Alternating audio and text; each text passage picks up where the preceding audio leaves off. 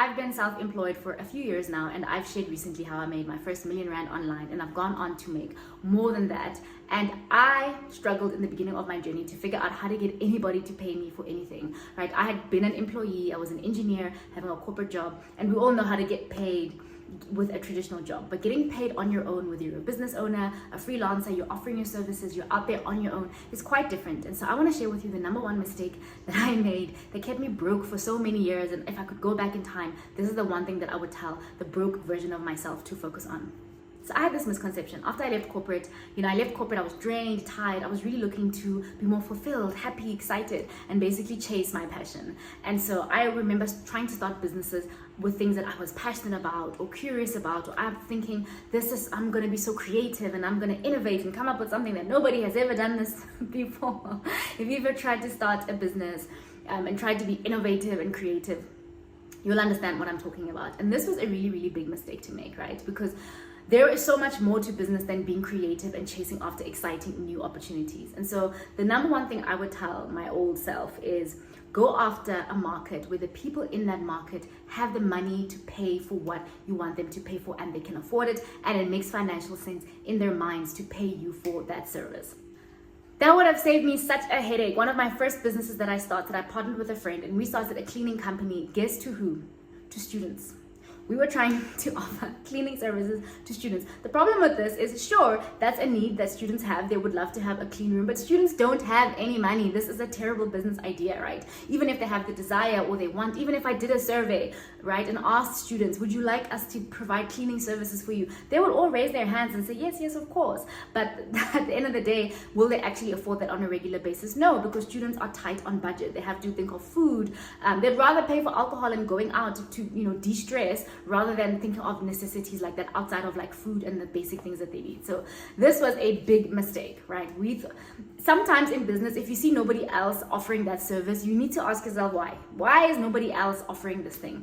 Another mistake I made was going after local small businesses, right? So I'm a social media manager, strategist, all things social media. I help businesses grow on social media. It's my passion. I love doing it. And I teach others how to do the same. And so I was so passionate about this that I wanted to help businesses in my local area where I live, like hair salons, just regular businesses around me where I could see. The problem with this is that small business owners usually don't have a lot of extra cash flow, and in their mind, investing in a social media manager is something they really, really want, but they can't always afford it. They've got salaries, they've got rent, they've got staff, they've got all these headaches and issues that they need to deal with. That's the reason they're still a small business owner, and there's nothing wrong with that. A lot of the greatest businesses of all time started off small, but small business owners have a lot of challenges, probably even sometimes bigger challenges than the bigger businesses, but budget is always an issue. So I would tell the previous version of myself, stop trying to get that local hair salon to pay you regularly every month for this. It's kind of a premium service. It's a luxury service, right? Having a social media manager is like having a butler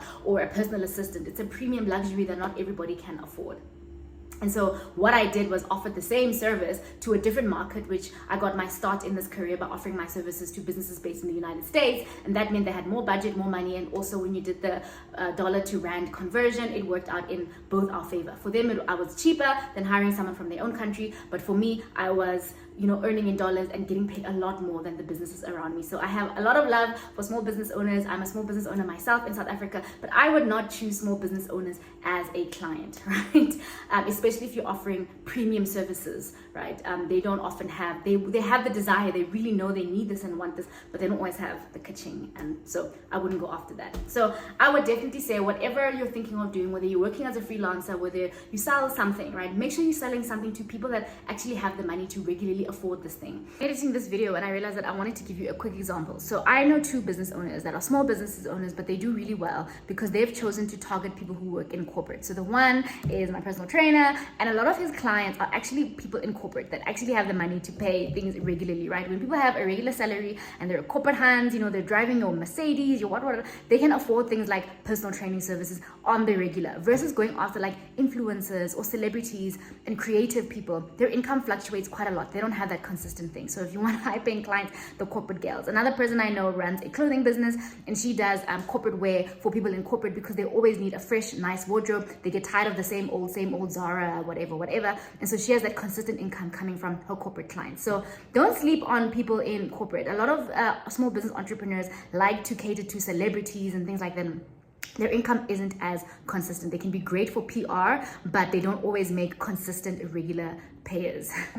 If the problem that you're solving is painful enough, people will find a way to pay it, right? Like when it comes to things like rent and food, no matter what's happening, people need a shelter and they need food. They will always pay for those things, right? So I don't think Checkers is always worried about is their business going to go down, because people are always going to need food. But also a lot of people start businesses like selling digota, selling street food, things like that. That is not the top priority. People would rather buy maize meal, rice at Checkers. So, it's hard sometimes to go after those businesses. And I see a lot of people in South Africa start those kind of businesses where they're selling food, and there's nothing wrong with that. I just think that you're going to struggle more than you need to, rather than if you were solving a more painful problem that people can't live without, or serving a market that actually has the budget, and you know that every day without fail they're going to be able to afford what you sell no matter what. So think to yourself, will this market always have money, right? No matter what's happening, will they usually afford my services? Otherwise, choose a different target audience. Honestly, just sell to a different person, because sometimes you might find that you're doing the exact same thing. If you sell web design services, you're doing the exact same thing, but when you're selling it to your local gyms, hair salons, people that don't really value that service, rather than selling it to higher end businesses, bigger clients, maybe even US companies, for instance, they might have a bigger budget and be able to afford that. So keep that in mind. If you're going out, if it's just your first business, good luck. You have a lot to learn, but you can do this. Like all the little mistakes that I made was fine. I learned so much. I learned not to attach my failures or my lessons and make it mean anything about me. That's just the nature of life. We have to make mistakes in order to learn. And so comment down below if you've tried to start any type of business and it failed and it didn't work out. What did you learn? I would love to see all the different things that you guys have also collected in your years of trying things out. All right. Thank you for watching this video, and I'll see you in the next one.